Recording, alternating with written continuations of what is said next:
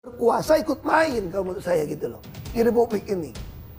Ini bisa jadi lebar kemana-mana kasusnya kok dibongkar. Saya senang banget ini. Saya boleh keluar dari sini, tapi catatan yang saya punya, kalau rezim betul-betul mau membereskan negeri ini dari korupsi di migas dan Pertamina, saya berani jamin saya dengan data ini akan penjarakan kalian semua. Di Pertamina hampir mencapai 1 kuadriliun. Berarti ini adalah kerugian negara terbesar sepanjang Republik Indonesia ini berdiri. Apa? Pada pakai masker, yuk kita kupas siapa aja yang terlibat. Enak aja, takkan kubiarkan begitu saja. Yang pertama adalah Rifa Siahaan, Dirut PT Pertamina Patra Niaga. Yang kedua adalah Sani Dinar Saifuddin, Direktur Feedstock and Product Optimization PT Pertamina Internasional. Yang ketiga, Yoki Firnandi, Dirut PT Pertamina International Shipping. Nih orangnya. Yang keempat, Edward Koni, VP Trading Operation PT Pertamina Patra Niaga. Yang kelima, Maya Kusmaya, Direktur Pemasaran Pusat dan Niaga. Yang keenam, Dimas Wehaspati, Komisaris PT Navigator Katulistiwa. Yang ketujuh, Agus Purwono, VP Feedstock Management PT Kilang Pertamina Internasional. Yang kedelapan, Gading Ramadan Judo, Komisaris PT Jenggala Maritim dan Dirut PT Orbit Terminal Merak. Yang kesembilan, Muhammad Keri Adrianto Riza, Beneficial Owner PT Navigator Katulistiwa. Nah,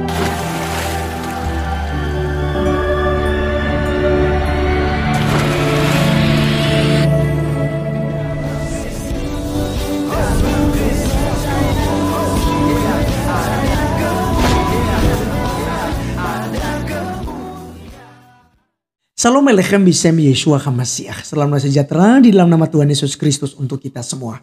Teman-teman sekalian, pada kesempatan kali ini kita akan mendengarkan satu komentar pedas daripada Pak Ahok. Kawan-kawan sekalian, siapa yang tidak kenal Pak Ahok? Ya pasti sudah kenal. Dimana orangnya tegas ya, dan cekatan juga dalam tugas dan tanggung jawab yang diberikan kepadanya. Dan kali ini teman-teman sekalian, dia menanggapi terkait korupsi ya, yang waduh berapa ratus triliun kawan-kawan sekalian ya di PT Pertamina Indonesia kawan-kawan sekalian ya, mengenai Pertamax ya, yang katanya ya para oknum-oknum bermain dalam hal ini sehingga mereka korupsikan uang ya, udah main triliunan kawan-kawan. Saya tidak tahu seperti apa lagi korupsi di Republik Indonesia ini. Dan kali ini teman-teman sekalian, Pak Ahok itu memberikan sebuah kepastian bahwa jika memang ya kepemerintahan Republik Indonesia membersihkan korupsi yang ada di Indonesia ini, di NKRI ini kawan-kawan sekalian, maka Pak Ahok memberikan sebuah jaminan, dia menjamin dengan dokumen-dokumen dan fakta, catatan-catatan yang ada padanya, bahwa semua yang terlibat itu akan dipenjarakan. Nah teman-teman sekalian, ini sangat seru sekali. Mari kita langsung saja dengarkan seperti apa komentar Pak Ahok terhadap kasus korupsi ini. Berikut videonya. Saya kira itu sangat bagus ya. Kalau minta keterangan kan itu hak aparat, hak jaksa. Tapi yang perlu diketahui, Pertamina ini ada jenjangnya nih. Ini anak perusahaan Pertamina Patra Niaga itu punya dewan komisaris juga. Ada komutnya juga. Dan di atas itu yang bisa memutuskan penggantian itu juga ada dirut. Dirut dari direksi dari Pertamina Persero. holdingnya Lagi nih. Dan putusan mengganti dirut direksi holding atau subholding itu juga ada di tangan Menteri BUMN. Jadi kalau mau tanya saya keterangan apa yang saya ketahui, ya saya dengan senang hati akan memberikan keterangan. Kalau dengan media kan saya nggak bisa buka rahasia perusahaan. Nah kami ini hampir tiap hari rapat untuk melakukan pengawasan sampai ke bawah nih, yang jenjang bawah nih. Itu kalau mau dibuat laporan notulen, kalau boleh dikeluarin gitu ya. Saya kira kalau aparat, saya kenapa senang kalau jaksa yang sampai manggil saya ya, saya bisa memberikan semua notulen dan rekaman selama saya jadi komut. Apa yang saya sampaikan, apa yang saya minta diubah, yang tidak dilakukan oleh direksi, termasuk anak perusahaan, boleh. Kalau di media saya nggak boleh. Tadi saya bilang buka rahasia perusahaan kan. Justru saya senang banget kalau Jaksa Agung Tapi sebetulnya kalau manggil saya langsung, orang juga akan ketawain jaksa juga. Kok komut yang dibawa di rut Pertamina belum dipanggil gitu loh. Sebelum ke soal posisi komut holding dan subholding Pak Basuki. Jadi Anda yakin betul tidak ada satupun ucapan Anda yang tidak tercatat kalau rapat-rapat resmi Pertamina? Saya orangnya sangat, kalau manajemen ya gitu ya, termasuk kategori yang sangat rapi lah. Apalagi kita mengalami masa COVID ya. Masa COVID itu ada masa yang ada sisi positifnya. Apa positifnya? Semua rapat itu hybrid kadang-kadang. Kita Zoom, hybrid. Itu semua punya rekaman. Dan bahkan setiap selesai rapat, saya pasti ada notulen. Dan ini semua lengkap. Ya. Rekaman maupun catatan. Jadi, tapi sebagai komut holding, kan area bergerak Pak Basuki jelas relatif leluasa. Tadi Pak Basuki juga cerita bisa mengawasi sampai level terbawah. Iya, jadi sebetulnya kan nggak bisa juga dibilang komut holding sama sekali tidak berperan dalam melakukan pengawasan terhadap subholding dalam hal ini Petra Niaga. Iya, kami lakukan pengawasan termasuk soal SPBU. Misalnya soal toilet saja saya urusin. Kenapa toilet SPBU Pertamina kok gitu jelek gitu loh? Ya. Kenapa nggak mau bagus sampai orang mau mampir kayak toko departemen apa yang Alfamart, Indomaret yang kecil-kecil gitu ya, retail itu ya. Orang kan mampir untuk ke toilet gitu loh. Kenapa kita nggak lakukan? Terus apa yang saya bilang? Saya minta semua non tunai pakai kartu My Pertamina, hampir tiap minggu saya awasin. Bahkan mereka mulai bocorin. Masih ingat kan ada politisi yang ledekin saya kan? Ini komut apa dirut? Komut rasa dirut katanya. Ya. Saya bilang, saya ditaruh dimanapun, saya merasa saya memiliki perusahaan itu. Saya sampai ledekin, saya bukan komut rasa dirut. Dirut nyaru komut, sialan gue bilang. Ngomong gitu deh. Justru itu Pak Basuki. Imajinasi orang terkait seorang Basuki Cahayapurnama itu kerja sangat detail. Ya. Nah, kasus yang menimpa Petra Niaga ini, itu kan periodenya kira-kira hampir berhimpitan, tidak sama persis dengan periodenya Pak Basuki bertugas. Karena ekspektasi orang yang sangat in detail, tadi Pak Basuki sampai ngurusin toilet segala rupa. Ini masa nggak pernah dengar nih, sama sekali terkait apa yang kemudian meledak 3-4 hari terakhir ini oleh ini kejaksaan. menarik, saya perlu luruskan. Saya makanya sebenarnya belum mau terima wawancara sebelum ada sidang. Karena saya tidak tahu, saya tidak membaca laporan BAP, penyidikan, saya nggak baca. Tapi saya hanya lihat di media, seolah-olah ada pengoplosan BBM di SPBU. Seolah-olah, ini ledekan ada medsos gitu saya baca ya. Pertamax itu adalah Pertalite yang tidak antri. Ya, meme-nya begitu.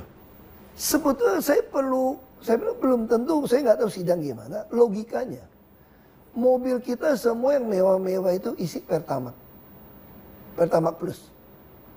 Kalau itu dioplos, mobil saya mogok. Pasti mogok. Mobil-mobil mewah pasti mogok. Karena dirancang dengan yang bagus.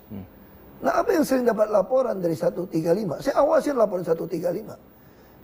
Tapi secara teknis saya perlu jelaskan. Mungkin masih banyak orang usia saya masih ingat zaman Pak Faisal Abdul atau apa itu di rut Pertamina dulu. Yang zaman dulu. Itu ada premium. Ketika mobil mewah mulai masuk. Itu dia campur jadi super atau apa gitu loh. Bensin super atau apa, saya lupa. Itu gimana caranya? Premium yang ada dikasih aditif. Kasih aditif supaya oktannya naik gitu loh. Itu dicampur di depo di kilang. Dan itu sampai hari ini sebagian lakukan termasuk premium. Dia itu di dunia ini nggak ada lagi yang saya tahu. Dalam keterangan terakhir kejaksaan sih memang bilang bahwa memang ada ronnya yang dinaikin, bukan ronnya Iya, makanya ini kan bukan ranah kita. Iya. Karena komisaris tidak bisa mencampurin pengadaan. Terus kenapa tidak mau Anda menggunakan e-katalog?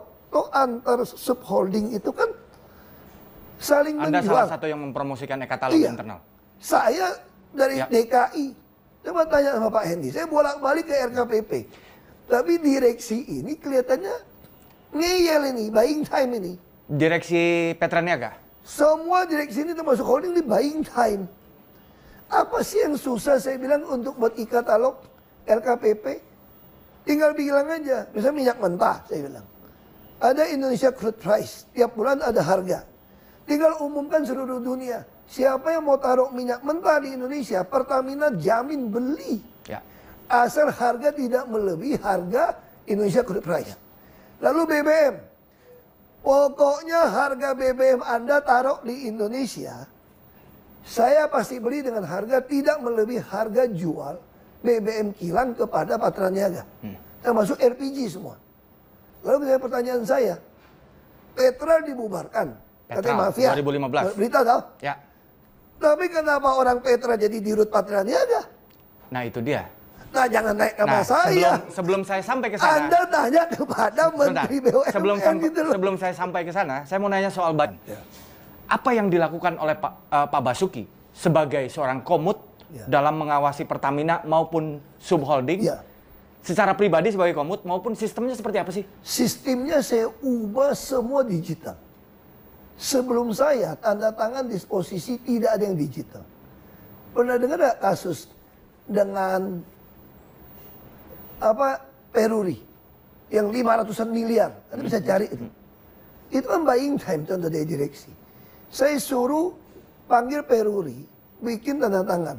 Lalu mereka laporkan Peruri minta 500 miliar. Saya kaget, mana mungkin itu mahal. Lalu di Peruri bilang, karena orang Pertamina minta sama kami bangun sistem baru semua. Ya lu numpang dong sama Peruri, gue bilang. Nah itu contoh ngeyel buying time. Lalu COVID datang, waktu itu mereka masih nganggap gue teman presiden. Lebih takut. Tapi ketika saya mulai keras, 7 bulan, 8 bulan presiden tidak terima saya. Tidak terima karena? Saya nggak tahu alasannya. Kesibukan atau saya nggak tahu. Begitu 7-8 bulan tidak terima saya sudah mulai direksi-direksi mulai berani melawan saya. Karena mereka sudah tahu saya nggak bisa gantikan mereka. Nah lalu apa saya lakukan? Tapi walaupun begitu saya kunci di dalam rencana kerja. Misalnya sebelum saya berhenti, saya sudah kunci dalam RKAP untuk 2024. Itu di dalam RUPS, sudah di RUPS baru saya berhenti. Mereka harusnya melakukan penghematan 46% di seluruh procurement pengadaan. Di semua seluruh ekosistem sektor, Pertamina ya? Dan itu sudah tanda tangan. Anda bisa periksa. Makanya saya senang banget kalau Kejaksaan Agung mau hebohkan kasus ini. Kan ini udah 2025 nih. Kita tinggal lihat aja direksi. Ikutin nggak RKAP, RUPS yang sudah kita tanda tanganin bersama untuk 2024. Kalau penghematan nggak 46% sudah hitungan, kita pakai konsultan kok. Berarti maling. Berarti kalau diubah di RUPS RKAP-nya, berarti ada intensi nyolong. Nah itu yang bisa saya lakukan. Sebagai komut. Saya sebagai bilang, komut kenapa saya semua tercatat.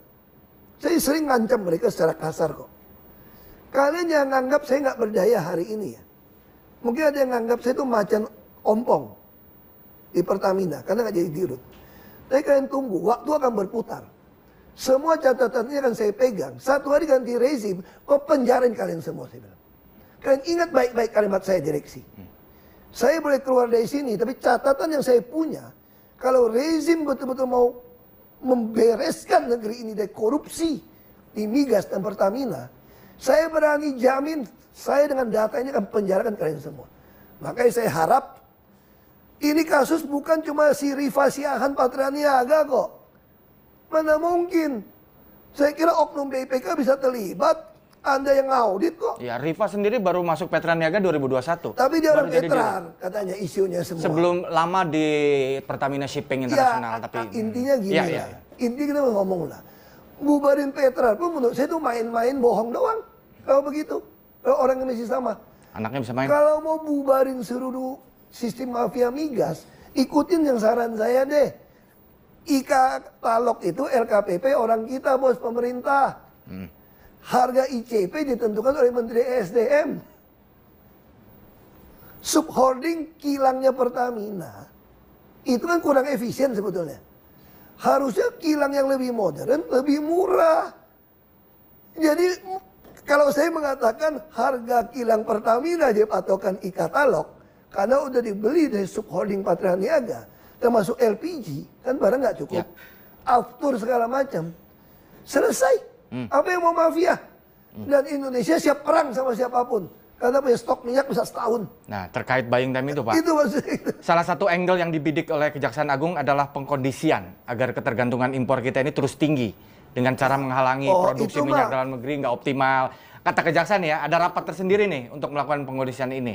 Nah, ini pengkondisian ini kan luar biasa ya, Pak ya. Maksud saya, ini kan ngomongin pengkondisian yang besar, yang beyond menurut saya urusan subholding gitu. Sebetulnya nggak beyond. Ini bukan beyond. Ini ada tangan yang berkuasa ikut main kalau menurut saya gitu loh. Di Republik ini. Itu yang saya maksud. Beyond Kalau urusan saya mau subholding beresin perusahaan. apa yang susah? Saya kasih contoh gini ya. Ini bisa jadi lebar kemana-mana kasusnya kok dibongkar. Saya senang banget ini. Ya. Saya kasih contoh begini. Ya. Saya agak emosi nih soal ini. Saya di sini bukan mau mendefend Pertamina atau siapapun. Saya ingin masyarakat tuh mengerti bahwa akar masalah Republik Indonesia adalah korupsi dan kemunafikan. Jadi orang semua saling sandra menyandra. Ada dikasih jabatan, wewenang. Nah, saya contoh gini. Ini yang paling gampang kok. Kalau kita ngomong bicara soal impor tadi ya. Anda perhatikan nggak? Waktu pertama kali saya baru masuk Pertamina, kilang terbakar. Kamu kira kilang yang dibakar? Nggak berani oknum bakar kilang, karena rezeki dia di situ. Tahu yang dibakar apa? Tangki paling luar. Kemana beritanya? Ada oknum politisi yang nyolong minyak kapal terlibat di Tuban. Masih ingat nggak itu? Kenapa ada mau diam hari ini? Saya mau tanya. Mana aparat pekerjanya? Yang dibakar apa? Tangki paling luar. Ini orang kurang ajar banget nih. Saya sengaja datang. Saya mau cek waktu itu. Ke Indramayu ya, Balongan. Saya mau cek ada laporan minyak dicolong. Karena ada laporan dari beberapa konsumen. Minyak solar beli dari Pertamina. Kenapa orang nggak mau beli dari Pertamina? Itu kecampur sama air laut. Logika tuh gini, ini tangki paling luar untuk kirim ke kapal. Itu pakai pipa tau nggak? Itu disinyalir, ketangkap kok. Ada beritanya kok. Dicolong. Nah kalau colong kosongnya gimana? Diisi air laut. Pas kapal yang benar isi, ke konsumen ke bawah air laut. Nah saya mau periksa. Karena saya pernah baca kan sekarang gampang toh. Ada baca di Google juga tahu. Ya. Di Nigeria pernah kejadian juga. Anak buah minyak colong minyak waktu mau diaudit dibakar tangkinya. Jadi saya mau lihat nih, tangkinya stoknya ada berapa. Terus kalau mau bakar tangki itu nggak susah loh. Kalau mau bakar sesuatu tuh nggak butuh apa? Butuh api, butuh oksigen, butuh uap minyak loh. Kalau Anda ngisi bensin di SPBU, kenapa dibilang nggak boleh ngerokok? Karena ada uap. Oksigen sudah ada. Kalau Anda pakai HP saja, ada penyebar listrik, meledak. Nah sekarang apa yang terjadi? Waktu saya sampai, malam pagi. Kebakaran. Tangki. Minta saya nggak boleh datang. Tangki terluar ini? Ya, saya datang.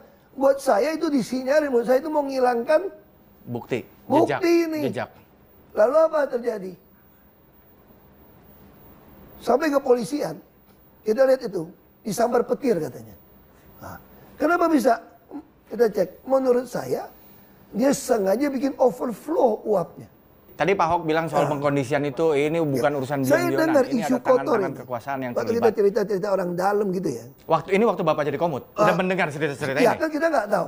Makanya saya kenapa begitu ngotot ke LKPP. Saya dengar isunya, kita butuh 800.000 lah, kira-kira BBM dan minyak mentah, impor. Isunya itu bisa bagi-bagi sampai $2-4 per barrel. Per barrel. Nah kalau yang paling berkuasa dapat $2 per barrel, itu 1,6 juta. Makanya saya bilang, pemerintah saat ini, kalau tidak mau memperlakukan e-katalog di LKPP pengadaan bahan migas, saya berani jamin cuma mau ganti pemain. Ada yang mau makan itu uang. Oke. Saya mau tegaskan seperti itu aja. Jadi salah satu angle Kejaksaan Agung juga dia bilang bahwa salah satu alasan untuk impor ini nih, Petraniaga dan beberapa importer ini bilang bahwa minyak produksi kilang dalam negeri tidak efisien, tidak ekonomis, tidak memenuhi standar kualitas atau spek yang diinginkan. Ini kan memproblematisir kualitas pekerjaan Pertamina karena itu kan barang Pertamina. Apa pendapat Pak Ahok? Enggak, saya mesti ngomong jujur ya. Banyak sekali pembangunan kilang itu salah. termasuk kilang Balikpapan, kalau diperiksa banyak masuk penjara. Itu sampai ngaco. Makanya saya bilang, banyak dosa-dosa lama yang mesti dibereskan. Dan saya di dalam. Apa kerja saya? Saya jaga ketat pengeluaran uang. Saya melakukan cost optimalisasi.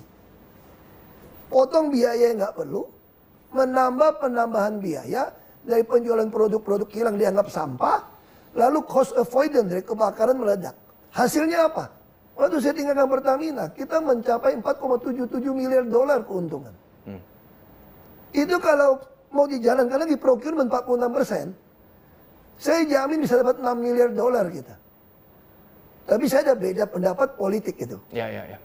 Saya keluar. Saya bukan orang yang mau numpang hidup, nikmatin gaji besar, dan hasilnya jelas kok. Anda kan menanyakan apa fungsi saya. Ya. Saya sudah lakukan. Sebagai komut. Sepanjang sejarah Pertamina, dibandingkan dulu masih ekspor minyak 100 dolar per barrel, tidak pernah capai keuntungan, pernah saya capai. Oke. 2, sekian miliar dolar udah melampaui keuntungan mereka dulu. Berarti borosnya minta ampun kan? Ya. Nah sekarang saya tanya, orang menuntut saya, apa yang lo lakukan? Saya udah lakukan terbaik untuk Pertamina. Kenapa nggak bisa sikat semua? Lo kasih gua dirut dong kayak gojek gubernur. Gua pecat-pecatin tiap minggu. Kasih Anda kekuasaan ya Pak? Iya, lu nggak nurut gua pecatin lo. Nah, ini pertanyaan agak detail sedikit sih Pak.